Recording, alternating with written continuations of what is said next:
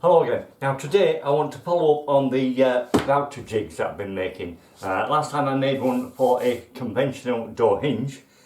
This time I want to make one for a British style internal door latch. That is the latch that we use for all our internal doors. It's a very common shape, very common size that we use, and to recess it into the door, I thought a jig just makes things nice and easy. Also, it was requested by a viewer, so I thought I'll give that a go as soon as I get a chance. So now I'm having chance. The latch itself, this one I'm using, it's a Yale latch. It's a 65mm or 64mm. This one, they do actually come longer, but this plate part of it, which is the bit that concerns us, doesn't change. They stay the same. Here's one out of the packet. Now that bit there is what I want to recess into the door. This part, you can't do that with a router jig. Use a conventional flat bit, Forstner bit, whatever type of bit you're going to use. I'm using a 22mm. The only thing to watch for is that it isn't bigger than that. It needs to be big enough for that to go into, but it doesn't want to be as big as that, otherwise you're going to see it as it comes past. So, any kind of an auger bit to take you down the amount you need to rough out all this lot, and then you can do that part. Now that part there, I'm going to route out using just a few bits. Like to make the jig, I'm going to be first off using the same blanks that I use for all my other jigs. These are what I have stocked up there. These are slightly bigger, which is what I want for the top of it, and a front one. So that's what I'm going to be needing. Then I've got two machine threaded screws with bank locks. They're countersunk, flat-headed, and with a bank lock. Now a bank lock, if you've not heard of them before, it's just a brass thread. You put it in and it's got a split on it. As you tighten this in to the thread, it pushes the thread out. You put it in the same as you do a dowel. Just drill an hole the size of the shaft, not the spurs on the side of it, tap it in, and then when you thread it in, it'll push the splines out and gives you a good thread. That'll be going into the end grain of that one. Yeah, we're going to the end grain of that.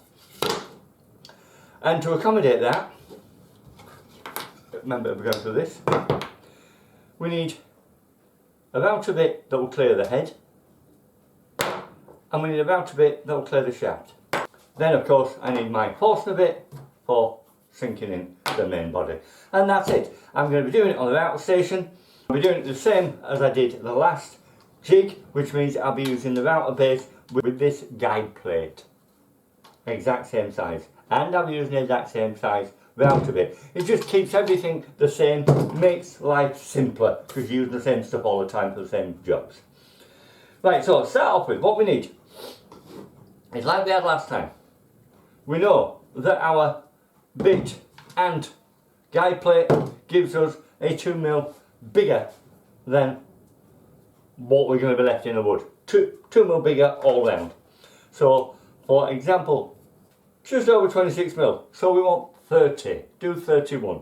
So we'll do 31mm. This way, we've got 56.5. So again, 61. So we want 31 by 61. And we want that in there. Now I'm going to do it in here, but I'm going to do it offset towards the front. Just confirm that. 51, 61. Okay, so that I want to remove. Okay, this is a piece of a conventional door. It is 35. What we're looking at is 35, you see there? Far too much already. So we're going to be around there. But I want to be a little bit in. So I've got movement. We're going to make this adjustable. So just for the argument's sake of keeping things even, if we come out 50 there, just to keep things even.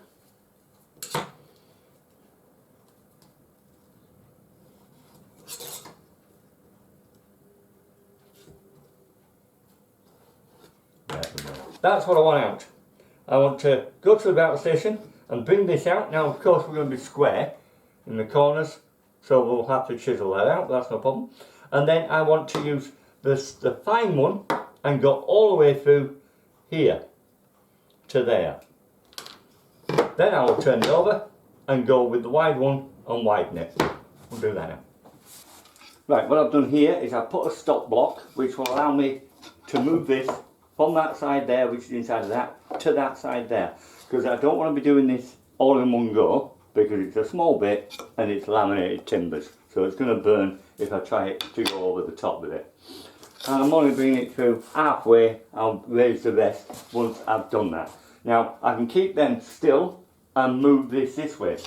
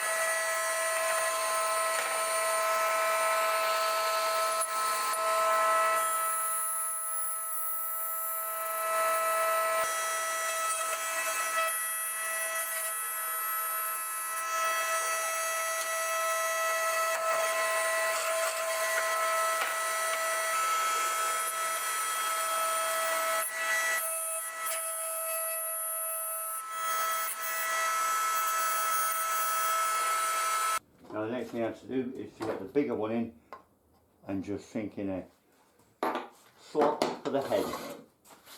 Like this time we're up just a few mil, we don't need much, it's only to sink the head in. I'll start with that one and we're just doing the top side. You just drop it down, run it once. I'll have a put that there, I don't know. I'm going to put another stop in here. You know, that's an investment I should make, some stops for that. That would be a useful thing to have. Proper stops, lock in place stops for these T-slots. Okay, it's an idea for the future.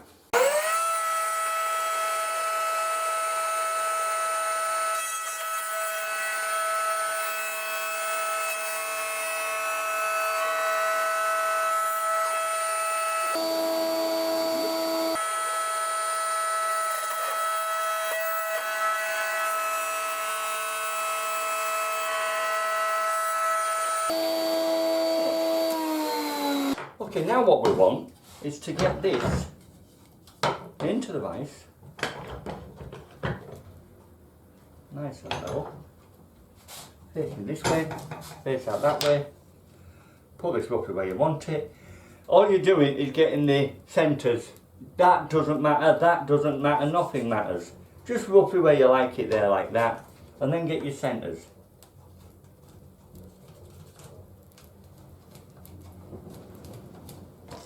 That's all.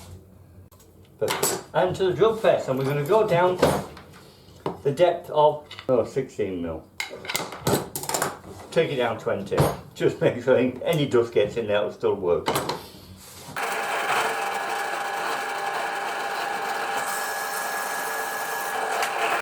And we just hit the bank locks. The wood is very thin that way. I know it's laminated, it's good and strong, but I'm going to have the contractions going that way rather than going that way because there's more chance of splitting.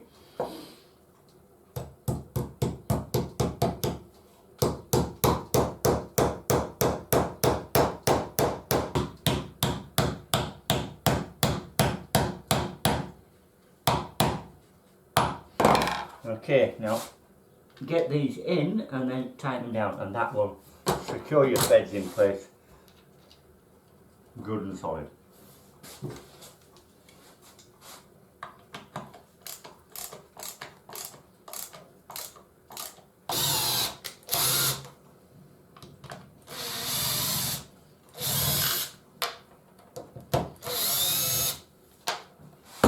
speed it up, isn't it? Okay, that bit is ready. Okay. Now, all I'm going to do, get a chisel and chisel this bit out.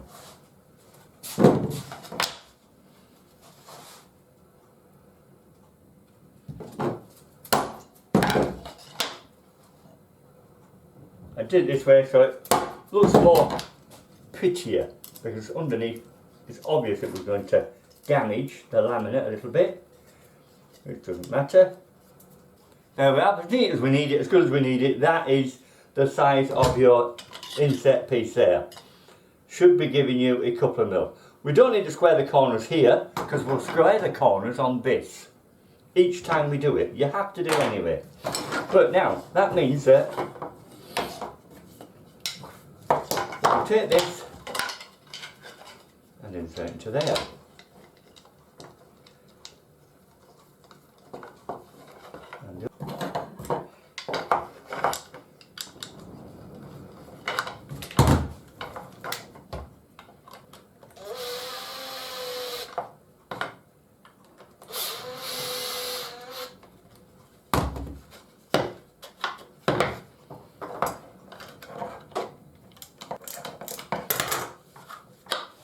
Okay, let's go through the principle of this, how it works. Now, remember with the hinge jig that we've just made, it works on the principle that a hinge always sits on one edge. So, this can adjust to the size of the door just by merely moving it over. It doesn't matter the thickness of the door.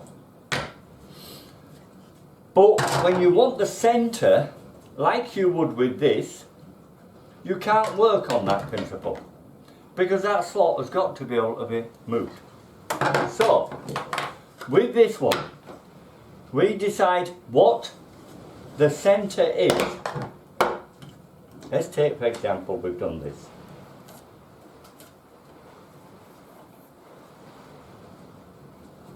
And there is what we want.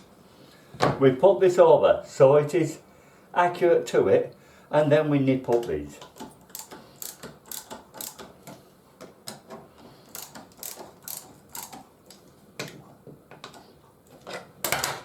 Good and solid. And there we have, with a couple of clamps, we have the jig. Perfectly set, ready for your base. Ready for the router to take out the piece you need. Let's now just do one in practice to see how we're going to go. I'm going to take this to the drill press and I'm going to take out that depth in the centre of this. So,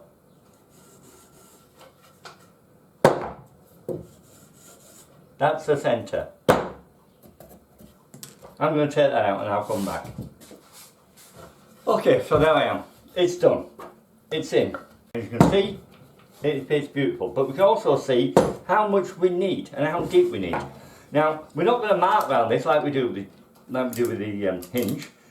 We will leave it in place. And we'll put this on it, where we want it. Get a couple of clamps.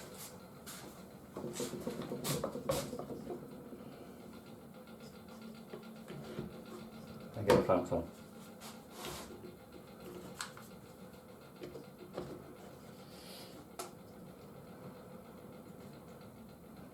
Align that. This is where the accuracy comes in, aligning this with that. That's why it's better to leave it in place. Good. So look down there, see how that is? Yeah, that looks square. Okay, so that is now squared up. That's it.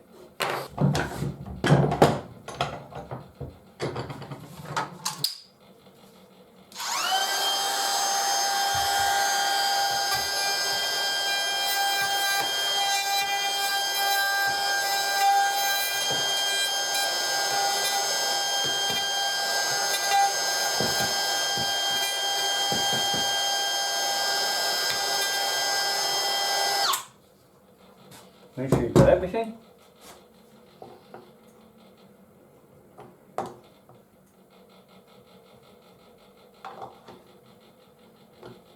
That's looking pretty damn sweet.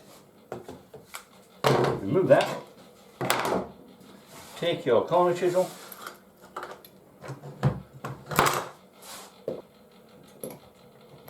tighten this corner.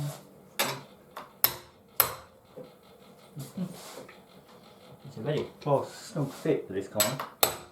Only just then.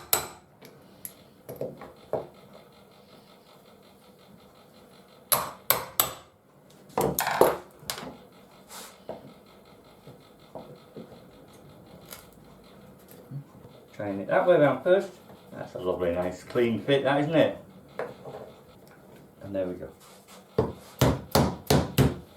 Now you have to tap it because the screw holes have little flanges on them.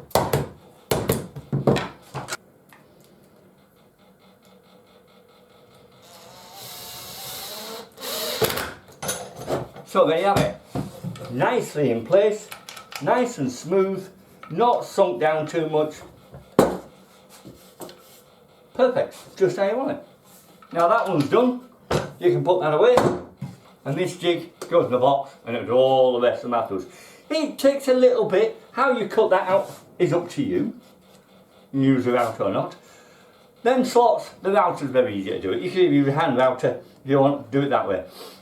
Now I've got a centre there of, let's have a look, what centre have I got? 40. 40, that's an 80mm door. That's one thick door. Huh? Right, we're not going to be doing that. There's a 35 door. Right, so we're not going to be doing that much, and it will go down to the thickness of the plate. Right, well I hope you found that of some use, and if you make one, let us know what you think of it when you get used to it. See if there's any upgrades you could do, improvements you could do. Obviously you can always make them prettier, but they're not meant to be on display. They're meant to do a job. And if it got nicked, if it got broken, doesn't matter if it's not pretty. If it's too pretty, you get upset. So, just make it rough. Out of anything that you... I mean, this is wallboard. It's what I use for bathroom wallboards. It's a 10mm board. It's marine ply. It's 4 mica both sides, so it's stable. It's very strong stuff.